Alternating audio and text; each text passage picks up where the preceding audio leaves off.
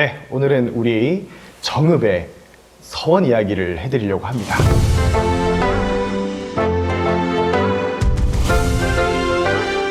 네, 우리나라에는 많은 서원이 있는데 네? 혹시 영래 씨 아시는 서원 있으신가요? 제가 알기로는 그 도산서원은 알고 있거든요. 아, 맞습니다. 네, 안동에. 안동에 네, 있죠. 네. 이 도산서원은 옛날 우리 사용하던 천원권의 뒷면에 그렇죠, 그림이 있었는데요. 네. 지금 사용하시는 네.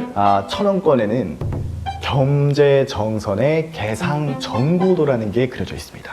그 전이랑 또 다르다는 말씀이시죠? 그렇죠. 뒤에 보시면은 네. 이제 배산임수의 아주 아름다운 풍경에 네. 앞에는 강이 흐르고 네. 뒤에는 병풍처럼 오. 이렇게 산이 있는 곳에 네. 한 분이 조그마한 암자에서 공부를 하고 있는 모습이 나오는데 이분이 바로 퇴계이황 선생. 그렇군요. 이 퇴계이황이 네. 제자들을 가르치던 그 옛날의 그 서당을 그림으로 그려놓은 거죠. 최근에 사실 현금을 많이 사용 안 해서. 네. 그런데 이 도산서원과 함께 전국에 딱 9곳만이 2019년 유네스코 세계문화유산으로 등재되었습니다. 한국의 서원이라는 이름으로요. 혹시 전라북도도 있나요? 그렇습니다. 전라북도에 딱 한 곳 오. 있는데요. 전라도를 통틀어서 두 곳입니다. 전남 장성의 피람서원과 전라북도의 전북특별자치도의 정읍에 있는 무성서원이죠. 이 전북특별자치도에 딱 한 곳만 있다고 하니까 뭔가 좀 특별할 것 같은데요? 맞습니다. 이 어찌하여 이 무성서원이 등재가 되었는지 지금부터 설명을 드리겠습니다. 네. 이 무성서원은 흥선대원군 당시에 서원들이 대단히 많다하여 전국에 있는 서원들을 딱 47곳만 남기고 모두 철거를 했는데요. 이 서원 철폐령에도 살아남았던 서원입니다. 그럼 좀 의미가 있는 거 아닌가요? 맞습니다. 네. 이 서원인 또 가보시면 마을 한가운데 딱 자리 잡고 있는데요. 일반적인 우리 서원을 보면은 뭐 산세가 좋거나 풍경이 좋은 곳에도 많이 위치하고 있는데 우리 무성서원은 마을 한가운데 딱 있죠. 옛날에 우리 학교들을 보면 향교라는 게 있고 서원이라는 게 있습니다. 들어보셨다시피 네. 향교는 공립학교, 서원은 사립학교 이렇게 생각하시면 됩니다. 그런 느낌이구나. 그렇습니다. 네. 그래서 이 향교와 서원 모두 유교 교육도 하지만은 이 선현의 위패를 모시고 제사를 드리는 것이 또 중요한 기능입니다. 그래서 전국 어디에 서원이나 향교를 가시든 이 공부를 하는 공간과 제사를 드리는 공간이 같이 마련되어 있는데요. 통상 앞쪽에 공부를 하는 공간이 있으면 뒤쪽에 제사를 지내는 공간이 있고 거꾸로 뒤쪽에 공부하는 공간이 있으면 앞쪽에 제사하는 공간이 있습니다. 그러면 왜 서원도 있고 향교도 있느냐? 그러니까요. 그러니까 공립학교만 있어도 네. 되는 거 아니냐 싶으실 수 있는데 보통 향교에서는 이제 유교에서 제일 중요한 인물이 누굴까요? 공자님이죠. 공자님과 또 공자님의 제자들 그리고 우리나라의 아주 역대급 유학자들 이런 분들을 주로 모시는데요. 이 서원 같은 경우는 문중에서 세운 경우가 많아서 그 문중의 선현이라든가 중요한 인물들을 많이 모셨죠. 그래서 모시는 분들이 훨씬 다양합니다. 그렇군요. 그렇다면 무성서원에서 모신 인물은 누구예요? 이게 또 특이한데요. 여타 서원들과는 달리 모시고 있는 분이 아주 옛날 분입니다. 그래요? 들어보셨는지 모르겠지만 네. 통일신라에서 육두품 문인이었던 최치원이라는 분입니다. 아니 근데 통일신라 시대면 지금으로부터 거의 1000년 전 아니에요? 그 천년도 전이죠. 그런데 그 시대에 인물이 조선시대까지 이렇게 모셔졌던 이유가 무엇인지 지금부터 말씀드리겠습니다. 네. 자, 이 정읍의 무성서원은 고운 최치원 선생님을 추모하기 위해서 만들어진 태산사라는 것이 기원입니다. 이 태산사라는 것은 원래 정읍의 옛날 지명이 태산군이었다고 합니다. 근데 이곳에 통일신라 시대 때 최치원이 지방관으로 부임을 해옵니다. 이제 태산군 태수가 된 건데요. 근데 이때 너무나 선정을 베푸시고 다른 고을로 가시는데 그때 이 태산군 사람들이 이 최치원의 선정을 기려서 태산사라는 걸 만들게 되는데 이게 생사당입니다.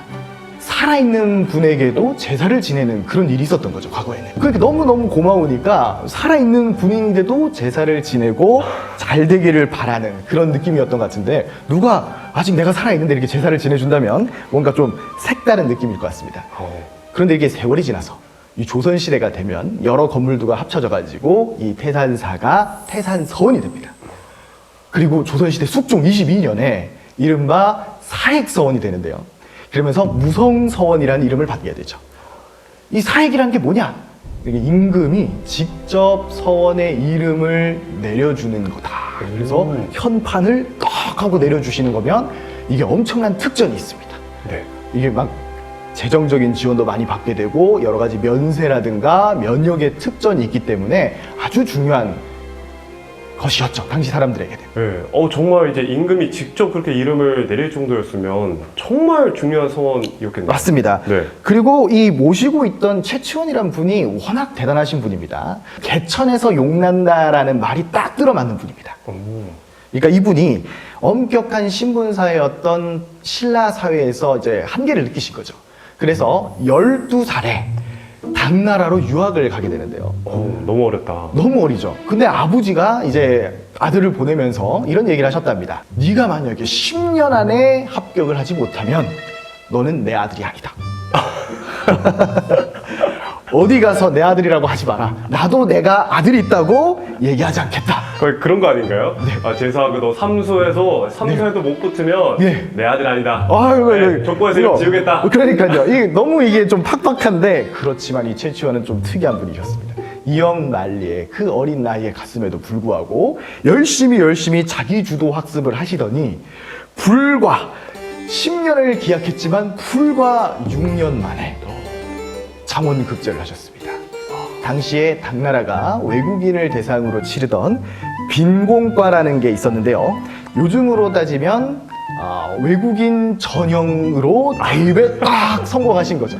그렇게 얘기하니까 좀 이해가 되네요. 그러니까 이 당시에 또 이분이 활약을 했던 게, 이 당나라가 매우 혼란해서 황소라는 사람이 반란을 일으켜서 거의 전국이 막 전란에 휩싸이던 그런 시기였습니다.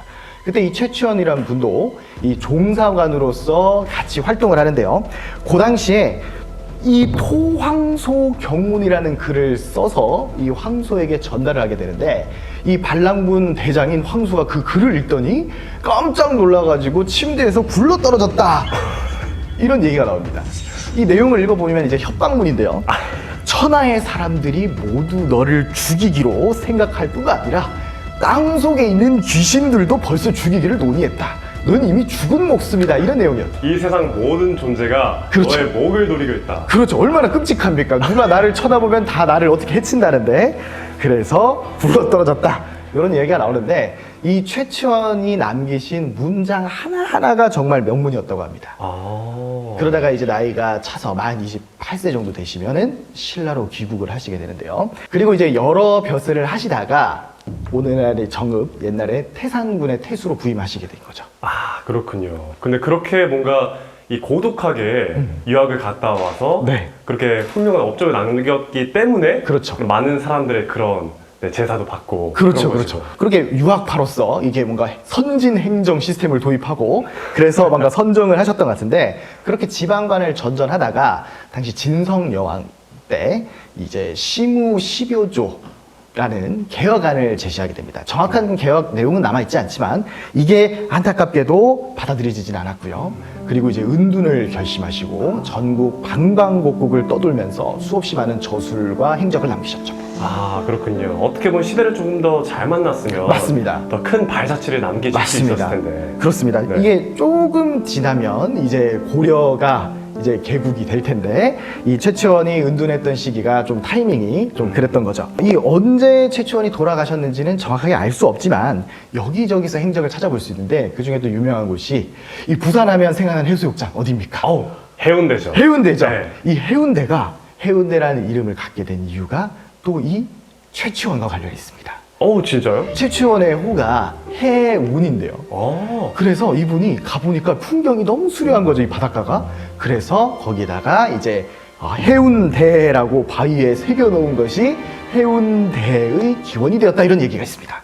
아, 이건 좀 너무 신기한데요. 맞습니다. 이 해수욕장에 가보시면 동백섬이라는 섬이 있는데 거기에 최치원의 동상도 세워져 있고 이 최치원과 관련이 있는 곳이라는 걸 잘 알 수 있습니다. 그리고 또 이제 정해지는 날에 따르면은 이 정읍에 피양정이라는 정자가 있습니다.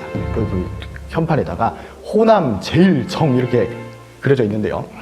이 피양정이 처음 설립된 게 언젠지는 정확하진 않으나 일설에 따르면 이 최치원이 옛날에 이 정읍에 계셨으니까 이 근처를 노늘면서 뭔가 풍어를 읊으셨다 뭐 이런 이제 이야기가 또 전해지는 장소가 이 피양정이 있는 곳입니다. 정읍에서 부산까지 네. 뭔가 많은 것들을 좀 남기셨네요. 맞습니다. 이렇게 학문적으로도 큰 족적을 남긴 최치원을 모시고 있는 이 무성서원은 또 역사의 순간순간마다 중요한 역할을 했는데요.